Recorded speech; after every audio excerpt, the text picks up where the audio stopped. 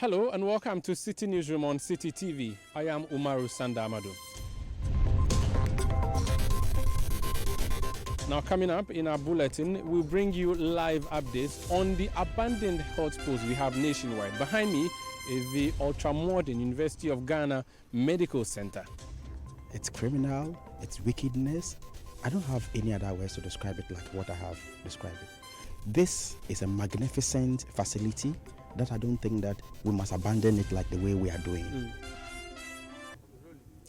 Now, this is not the United States of America. This is not Israel. This is Ghana, near the University of Ghana in Legon. It's a huge, ultra-modern University of Ghana Medical Center. Very controversial, you remember, here at City TV and City FM. We've brought you countless reports as to what has not been happening here.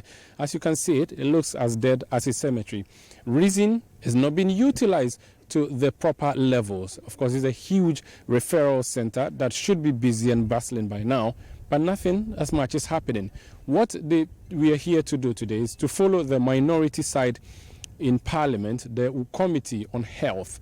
They, led by their ranking member, Honorable Kwabena Mintakando, has been doing a nationwide tour of health facilities that have been abandoned. And today, the train has brought them to the University of Ghana Medical Center to test and question authorities here as to why this facility is not being utilized. And of course, City TV's campaign that ensured the initial operationalization of the UGMC is still on. And that's what we have come here to do. So I'm going to walk in now through one of those vacant doors and see exactly what is leading to the non-operationalization. To my left, you can see the Emergency and Diagnostic Center, which is huge.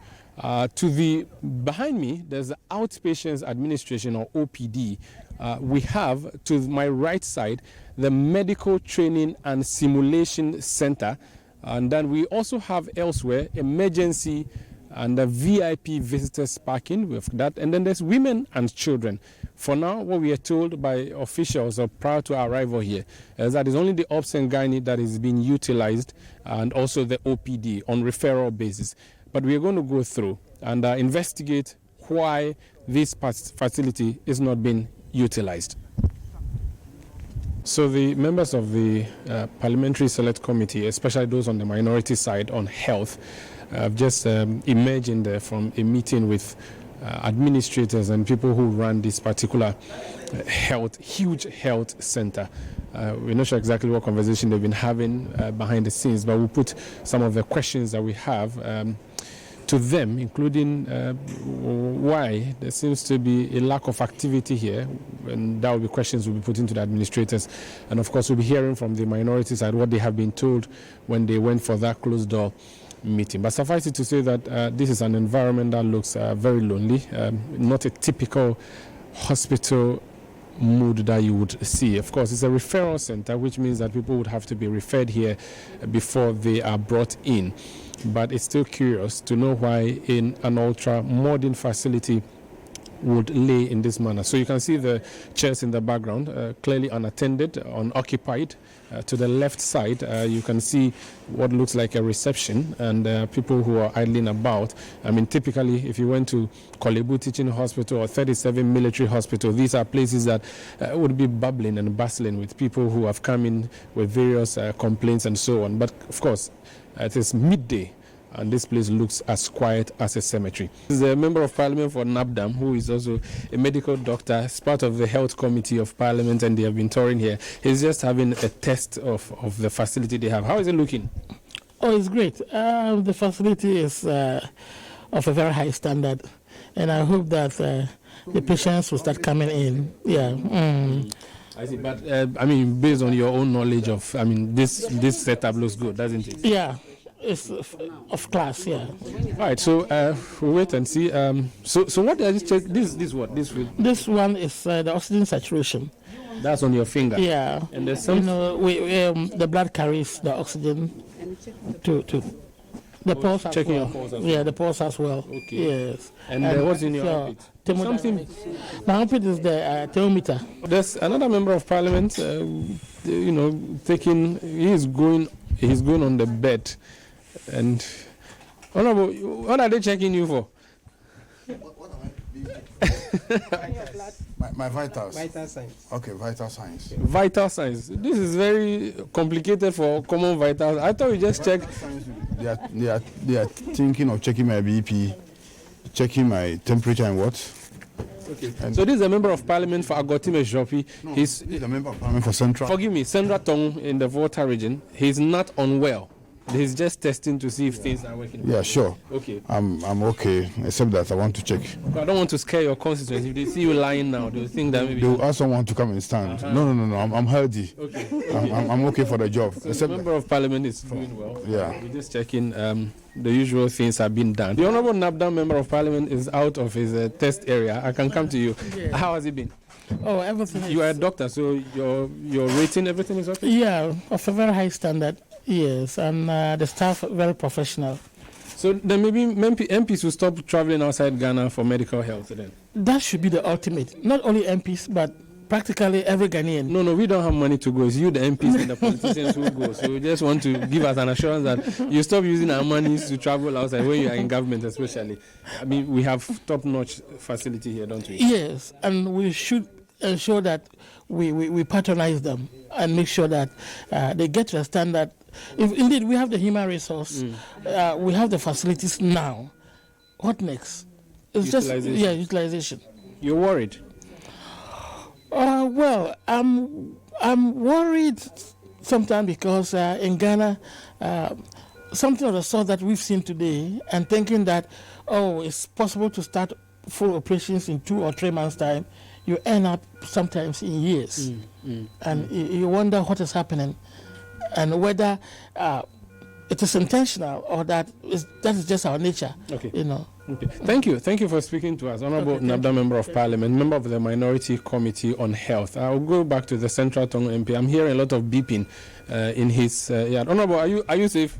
Oh, I am safe. I'm safely safe. Yeah, okay. Honorable is safe. Instead of us using the manual BP apparatus and the pulse oximeter, we are using the cardiac monitor right now to check all those vitals. Okay. So when we connect him to the machine, we can get all those readings. Can I also get checked? Yes, we'll do that for you. It will be for free, right? Yes, I don't have to pay. Okay, I would also get checked.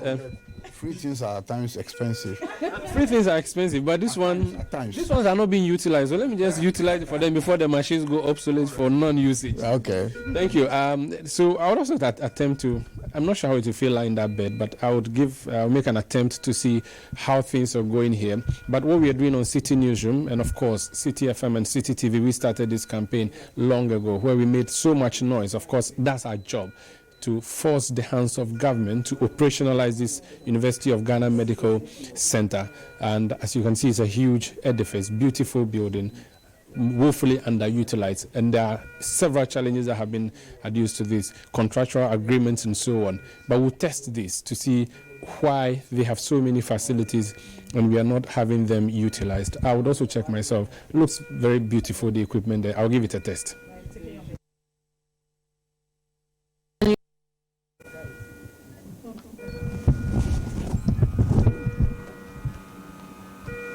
So this one, you check the oxygen saturation in your blood.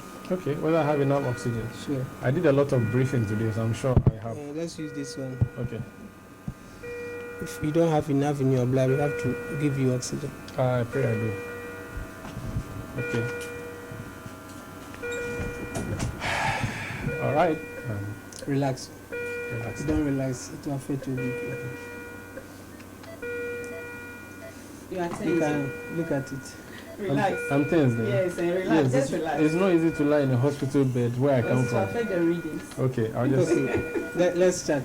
Now, the saturation, measure it in percent. Okay. So you are doing 100%. Okay. That is good. That's the maximum.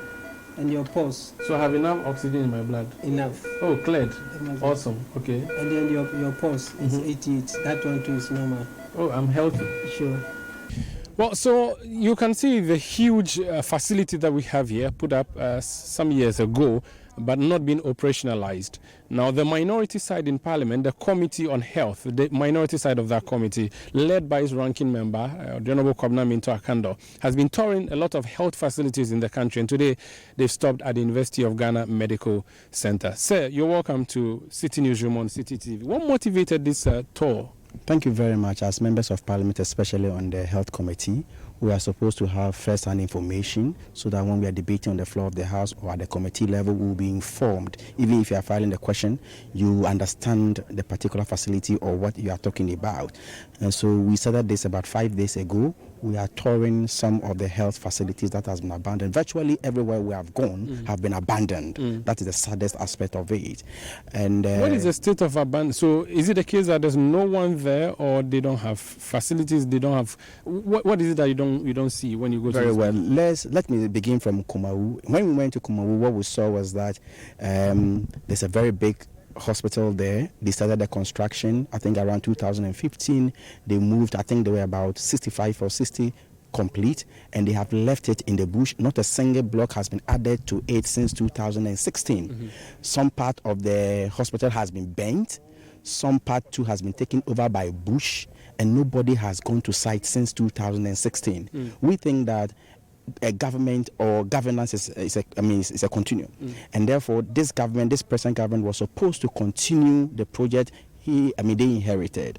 Now we have come to the University of Ghana Medical Center. What are your initial observations? This is it's disheartening, and it's criminal, it's wickedness. I don't have any other words to describe it like what I have described it. This is a magnificent facility that I don't think that we must abandon it like the way we are doing. Very big facility. We engage the management of the facility, and if I'm not exaggerating, where people are occupying is less than 5% of the entire compound. And this is supposed to be a referral center. And all the facilities are here, and they are not utilizing them. You have come to inherit such a big facility. Common operationalization of the facility. You are giving excuses. You have been given a mandate of 4 years. You are entering into you are in your third year. 4 years, so you are in your third year. You are still giving excuses why you have not operationalized a facility that you have inherited. The argument has been made that the contractual agreement that your government left behind binds them, so they are unable to operationalize, and that the operationalization of this hospital is in phase 2, which was just recently signed. So that puts them in a difficult position, which means that you left them in a quagmire, didn't you? No, that's what I have already indicated. That's why we vote for leaders. If you inherit something and you think that there are challenges, you must find solution to the challenges. Okay, it must not take you 2.5 years to 3 years before you find solutions to their challenges. I've shared with you a sad story that occurred yesterday, for example. Somebody went to Kolebu, he had an accident, he was treated at the emergency center, and the person was made to go home and come this morning. We have this facility sitting down here, and you are giving me excuses. There's no excuse that can justify this huge neglect in this country as far as the health facilities are concerned. Umaru, I am not prepared to listen to any excuse unless and until the government of the day, gets itself together and then move to the various sites, especially this place, to at least operationalize the various facilities that are available here. There's no excuse. So after the tour, then what next? Yes, we'll use all the arsenals available to us. We are going to resort to statements. You have been a reporter in the House before. We are going to resort to statements. After the tour, we'll clamor, so there's a press conference. We will file questions for the minister to appear before the House, and we will follow it till something is done about it. Why are you doing this without your other side? So the majority side, they are not with you on the campaign. Well, I cannot talk for them, but as a member of Parliament, whether as an individual or a group of people from Parliament, can put yourself together and look for any information you want, especially if it has to do with your committee. And so we brought this proposal many times. We've been waiting to see such a thing, such a tour. But the fact that it is not coming, the fact that probably the whole committee is not putting it together for all of us to embark on, if we in the minority think that Ghanaians might know something about it, we have started. Very well. Thank you for speaking to us, Honorable Kwabena Minto Akando. Let me speak to your colleague, if you could just kindly shuffle through. You kindly introduce yourself to my viewers. Right, I'm Honorable Dr. Sebastian Sandari, a member of the Health Committee. So you are with you are MP for Dafiama? Dafiama Busisa. Yes. What are your own thoughts? This from Upper West, you're coming to be member of Parliament and sitting in the House of Legislature in Accra. Seeing these, what are your initial thoughts? Right. The facility itself, as it looks, very fantastic. But the fact that nothing is happening here is what makes me sad, because it's a major referral facility designed to be a one-stop center for anybody who falls sick in Ghana and maybe cannot have that quality of care at any of our facilities in Ghana. So what it means is that even our President of the Republic of Ghana, Nana Akufo-Addo, if he falls sick and this place is working, he can come here for the same quality of care that he will receive when he goes to the UK or goes to South Africa. Thank you for speaking to us. Dafian Abusi is a member of parliament from the Upper West Region. He's part of the Minority Committee on Health, and they are doing a tour of the nation, observing health facilities that have been abandoned and questioning government, as well as lamenting as to why nothing is happening. So this is a huge facility, an ultra-modern hospital in the heart of Accra at the University of Ghana, and clearly underutilized. What we've done is to speak to hospital managers or officials who run this particular center. I've come to a lady who appears to be an authority here. Madam, if you could kindly give me your full name and your designation, I'll be very appreciative. My name is Barbara Owusu-Heming, Head Customer and Public Relations. Awesome. Public relations. There are no publics here. Really? Yeah, I'm not seeing anybody here who's come as a patient. This huge facility. We actually do see patients, but as you can tell, this facility is, as you said, an ultra-modern facility, and it's supposed to be a quaternary center eventually. But then it's being operated in phases. And as you are aware, there was this issue of the management between the University of Ghana and government of Ghana. So that problem had to be solved, and thankfully we now have a mutually acceptable arrangement between the government of Ghana and the University of Ghana. And there was an issue about ownership. You sorted that out? Yes, that has been sorted out. So what is the arrangement now? So there's an arrangement of ownership, a joint ownership arrangement between the government of Ghana and the University of Ghana. What percentage is the ownership like? It's 60% for the government and 40% for the University of Ghana. So how are you going to treat this hospital? Would it be a public institution run by the government, or it will be run by the University of Ghana? How is it going to be like? How do you consider this hospital? So plans are far advanced to make this place a limited liability entity. Okay. So you treat it like a company? Yes. All right. But in the interim, I've seen you have wards, you have several others. I'm just reading from you have medical training and simulation center, you have emergency center, you have women and children, you have ops and gynae, you have an OPD. None of these have been used. Why? Okay, so as I said earlier on, a hospital doesn't just consist of the physical structures. Okay. We have the physical structures, yes, you've seen them. But then we have the equipment. The equipment are delicate equipments. We need to have scheduled maintenance arrangements with the vendors to ensure that once there are issues with them, they are promptly fixed, and that we don't start and then tell the public that we are sorry, our mammogram is not working. We are sorry, CT scan has gone. We don't want to tell stories. We want to start right, because if we are saying we are a quaternary center, a world-class center, we want to be able to up the ante a bit and be able to provide the world-class services that we are all. So why are you not starting? Why is it so difficult? We are starting in phases, as I said. The operationalization was in phase 2. We have the phase 1 and phase 2. Okay. So the operationalization was in phase 2, and the commercial agreement for phase 2 was signed in June, and the monies were hit the account of the contractor in August. So you're saying that this hospital was completed over a year ago, 2 years ago, but you could have moved in, but you can't operationalize it until a second agreement is signed, exactly. Which was only signed recently. But then we did not rest on our oars. We started operating the OPD facilities, okay, so that we were doing something. We have the ops and gynae OPD clinic running. We have the pediatric unit running. We have the family medicine also running. So this, you cannot just wake up from your house, you have a headache and come here, can you? Basically, it is primarily a referral center, but okay, if you do come here, we would attend to you, because saving lives is really what we are in for. So even though it's primarily a referral center, if you walked in here with any condition, come November 1st, we should be able to attend to you. But then let me add this, that since it's in phases, this phase 2 is going to end in 2020 December. Okay. So we should all understand it, that we are working with a roadmap and we are working in phases. So it will not be a one bam thing. We're going to be working with a roadmap, and so by November we're going to scale up significantly.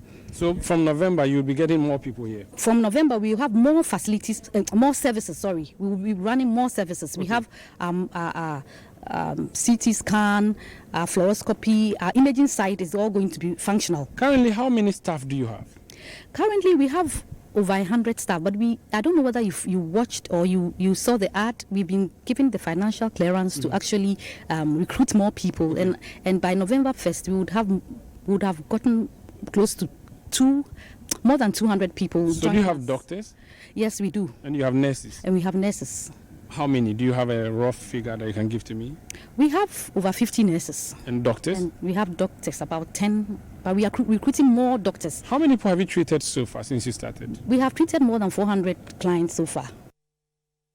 We are bringing you today a report, an extensive one, on abandoned health projects nationwide. And we are joining the minority committee, that the minority side on the health committee of parliament. They have been doing a tour of the nation. Duke Mensah Opoku has been bringing us details of what has been happening nationwide. And of course today we've been to the University of Ghana Medical Center, and now the next stop is the huge Bank of Ghana hospital in cantonments in Accra. It looks beautiful from the outside. Let's walk in, or at least attempt to walk in and see if there's anybody at all here who can assist us.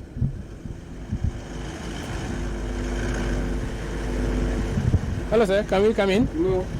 We can't? No. Why? Don't come inside. There's nobody that can eat. There's nobody inside this place? Yes. Wow. So it's not in use? No. So you're just security? Yes. There's no health person here, no doctor, no nurse? No. There's nobody working at all. Wow. Nobody. They are not working. And you will not allow us to go inside? No. All right. So that is the story here. Actually, nobody, no staff here. We are unable to go in. The gates are locked, manned by security. But the team that brought us here, the Committee of Parliament on Health, is attempting to negotiate its way to see if we can get some clearance of a sort so we could go inside there. We would be working on that eventually. But that is a security post. You can see that. Occupied by security. I've seen TSL. I'm not sure what that stands for, but they are manning this place. The members of the Health Committee of Parliament are still standing here. Let me see. Honorable Minta Akando, are we getting any response from? Well, he says he's speaking to one of his bosses and that he will get back to me, so I'm just waiting. But the reason he's giving is that because there's nobody in there, there's no worker, there's no patient. I mean, the place is entirely closed down, and so unless he gets some permission from somewhere. But prior to the committee setting up here, did you request permission to come and tour here from anybody? Because nobody is working here, there was nobody who could have communicated to. For example, when we went to University of Ghana Center, we wrote to them. But because there is nobody here, there was nobody we could Okay, so we wait to see what response they may be coming. So we wait. That's all we can do for now. And wait, we will, to see if we'll get access into this huge edifice or otherwise.